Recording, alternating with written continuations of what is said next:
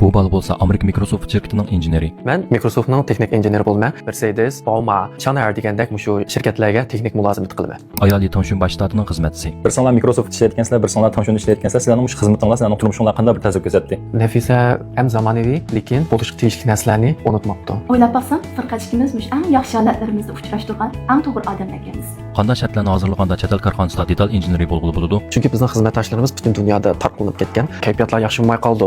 Mushta vaqtlardami ruxsat so'rasak bo'ldi qara. Uning yangi davrdagi temir tovoq bo'lgan tushunchasi meni qoyil qildi. Har qanday o'zimiz yaxshi ko'rmaydigan muhitlardan qo'rqmay ketib, ham yangi muhitlarga borganda o'zimizning qimmatini joriy qildira oladigan mushtaq iqtidorni mush davrdagi temir tovoq deb o'ylayman. Ishga taqilib xizmat qilayotgan yoshlar hozir nima kasb qilyapti? Bu mening Guangdongdagi muxbirlik hayotimning 3-yili. Furqat, Xinjiang hududida Harbin Gunyada shuni bankasini bitirgan, Shanghangda shuni aspirantini bitirgan. Hozir Microsoftda texnik injenerlik bilan shug'ullanadi. Oldingi sonda Tanshunning bosh shtat ishlaydigan Nafisaniki inkas rayoniga mush yo'ldishini ziyoratdan bo'lsangiz deb chiqqan odamni inkas tutibdi. Shunga men birga Microsoftning binosini oldiga kelib oldim. Unda bo'lsa dunyoviy shirkat Microsoft ishlaydigan Furqatning hikoyasini olib boqaylik. Yaxshimi cho'ng injener men taqib olgan. Yaxshi. Ko'rishaylik. Men bosh seni bir tizimni tutay. Misha tuzilmamda. Unda Furqat o'zining shirkati bilan qilayotgan kasbini tushuntirib boqamsan. Microsoft bo'lsa bir Amerikadagi dunyoviy shirkat, uning qurg'uvchisi bo'lsa hammamizga tanishliq Bill Gates bo'ldi. Bu bo'lsa bizning shirkatning logosi bo'ldi. Bu logo chiqadam uchun tanishliq deb o'ylayman, chunki Windows sistemli kompyuterni ochgan vaqtda chiqqan birinchi ko'rinish nahmush logo bo'ldi. Men Microsoftning texnik injeneri bo'lman, mening mas'ul bo'lganim shu xalqaro, masalan, Mercedes, Bauma, Chanel degandek shu shirkatlarga texnik mulozimlik qilaman. Mening xizmatim bo'lsa, bir kompyuter bo'lsa, bir to'rlam bo'lsa, har qanday yerda ishlayveraman. Erkinligini To'g'ri. Unda asmış Microsoft'dek mesela chet el korxonalarga texnik jihatdan kirma deb qolsa qanday shartlarni hozirlash kerak deb o'ylaysan? Hamda o'zimning kasbda aytgan chaqda bu yerda 3 muhim omil bor deb qarayman. Birinchi o'rin turgan shu texnikaga bo'lgan tushunishi va iqtidori. Cho'qim texnik asos bo'lish kerak deganda. Albatta, asos bo'lish kerak. Hamda bu asos bo'lmasa, bu 100 turgan imtihondan o'tmaydi. İkinchidan ingliz saviyasi. Chunki bizning xizmatdoshlarimiz butun dunyoda tarqalinib ketgan. Bular bilan inglizcha bilan aloqamiz. Agar bu ingliz saviyasi yaxshi bo'lmasa, bu xizmatni olg'a ilgilab qilib bo'lmaymiz. Demak, mush xizmat muhitlarida inglizcha qaraq degan gapda. Qaraq emas, asosiyat inglizcha ishlatamiz. Hamda uchinchidan maktab qaraymiz. Hamda texnika bilan inglizcha jihatlarda aytgan chaqda asos jihatdan o'xshib qoldi.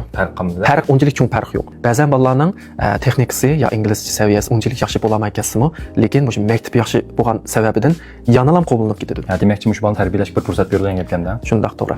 Shu ba'zi vaqtlarda bizning kayfiyatlar yaxshi bo'lmay qoldi, yo bo'lmasa ishlash xushyoqmay qoldi. Mushta vaqtlardami ruxsat so'rasak bo'ldi qara. Beramdan ruxsatmi? Berdi. Uyyo. Masalan, hozir birisi shu shippingimizni ko'ryapti. Bu shippingga bir qizil yurak berdi. Bu qizil yurak bergan inkasni internet orqali bizning shu ushtur markaziga bordi. Ham shu internet orqali telefon qaytadi. Shundan so'ng eng oxiri bu odam shu telefondagi yurakning qizil rang bo'lib qolganini ko'rdi. Bu jarayonda agar shu ushtur markazida har qanday bir masala chiqib qolsa, men bu masalani hal qilmayman. Shunlashqa osonlikcha aytganda, sen meni shu ushtur markazining bir remote deb tushunsang bo'ladi. Meshog'ansiz? Albatta. Yaxshimi?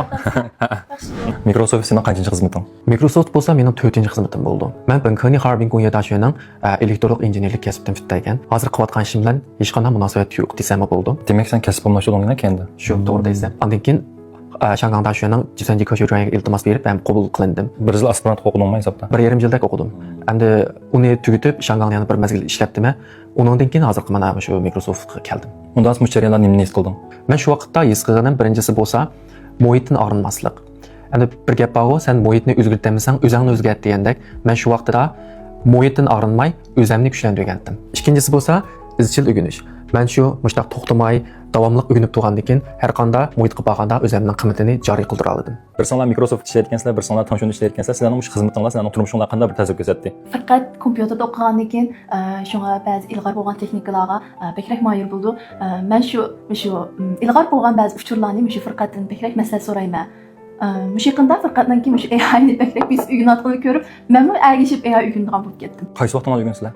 7 kun bor, 5 kunda ishlaymiz, lekin 1 kun yo yarim kunni muqim biz ajrib shu o'rganishga. Hisobda shanba yoki yakshanba kun ikkisidan bir kun to'qim chiqarishda o'rganishga. To'g'ri. Xeyli bir 2 yilda ketdi ya, ishda qilmay. To'g'ri. Nafisa hamda o'zi HR bo'lgandan keyin odam bilan aloqalashish, undan keyin odamgarchilik shu jihatlarga kelganda, men bir shunday yaxshi bir maslahatchim bo'la oladi.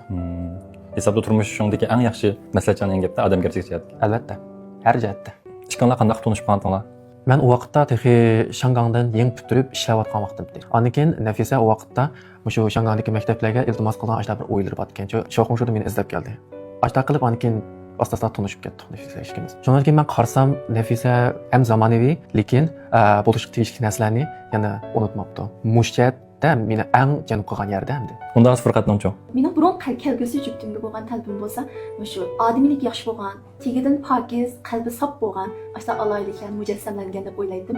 Hamda Furqatni uchrashtirgan vaqtda ashul alayliklarni his qilib yetdim.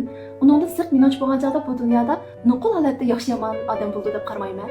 Odamlarning yaxshi bo'lgan holati bilan yomon bo'lgan holati bo'ladi. O'ylab baksam, Furqat ikkimiz eng yaxshi holatlarimizni uchrashtirgan eng to'g'ri odamlar ekanmiz. Oy, umaga pez bo'ldimi? Unda shkalaning ishdan shunga o'xshashmi? O'xshamaydi, mening hamda baldiroq bo'ldi. Men odatda 6 dan 7 gacha tushman. Nafisa bo'lsa 10 dan 11 gacha tushdi. Sen Nafisaga hech tomoqni tayyor qilib qo'ysading. Mana shunday bo'lib qoldi shu. O'sha oliy maktabni bitgandan hozirgacha mana 10 necha yil bo'lib ketibdi. Ishkirlarda ishlabdimi, Shanganlarga berib o'qibdimi, ishlabdimi, hatto Amerika, Yevropalarga beribdimi. Ba'zi vaqt o'ylab qolman, men haqiqatan o'zimni talaylik deb o'ylayman degina. Bu jarayonda shunday jiq narsalarga erishdim. Bir afsuslanlik bor, uydagilarga hamroh bo'lolmay qoldim. Shunlаш o'ylab qoldim, hamma ishlarning bir to'laydigan bedeli bor ekan. Unda desam men 2 yil bo'lib qaytib boqmagali. Sening shu maktabda o'qiyotgan yosh bolalarga berilgan qanday bir taklif fikrlaring bor? Birinchidan, inglizchani yaxshi o'rganish kerak. Chunki inglizcha bu dunyoni tushunadigan bir oshqush. Biz bu dunyoni tushungandan keyin ondan o'zimizni texnik yaxshi tushuna olamiz. Ikkinchidan, jiqlar deydi, qutuq qozongan odamni talaylik deb. Lekin men o'ylayman, fursat degan jiq odamlar keldi, lekin izchil tayyorlik qilayotgan odamlar bu fursatlarni haqiqiy tuta oladi. Uchinchidan, qiyinchilikdan qo'rqmaslik kerak. Chunki har qanday qiyinchilik o'zining amali bilan keldi. Biz bu amalni topgandan keyin tog'da qiyinchiliklardanmi biz ketalaymiz. Sen qanchaning deganding? 915niki. Ha, biz o'zimiz keldi. Uch yilda so'raydigan eng aniq bir savol, bir necha yilda isqondan deb baqansa. O'zimning o'sha xizmat hayotida qarab baqsam, o'sha yangi zamondagi temir tovoq o'zimizning g'ishinchiglisi, ya'ni o'zimizning raqobat kuchi. Har qanday o'zimiz yaxshi ko'rmaydigan muhitlardan qo'rqmay ketib, ham yangi muhitlarga borganda o'zimizning qimmatini joriy qildira oladigan mushtaq iqtidorni mush davrdagi temir tovoq deb o'ylayman. Ma'qulamsa? Ma'qulamsa, Japonning tegi oltin daftiga qilganingdan natijasini cho'qim ko'rsa. Rahmat, xo'sh, o'zing asra. Bayma aeroplan chiqib Furqat bir gapni deb berdi. Ya'ni shu Shangan aspirantlikni yangi bitirib Microsoftga jalli tashlagan vaqtda jallisi o'tmab degan to'q. Biroq bu oraliqda 4 xizmat almashtirib, 4 yil xizmatda o'zining qimmati va iqtidorini joriy qildirib, eng oxirida o'zining nishon bo'lgan Microsoftning ichiga kiribdi. Demak, odam shu tirishgan vaqtda o'zining erishmoqchi bo'lgan narsaga erishib bo'ldi. Shunga hammamiz tirishaylik, men muxbir do'stlar ijod bo'lmak, kelaksanda ko'rishaylik.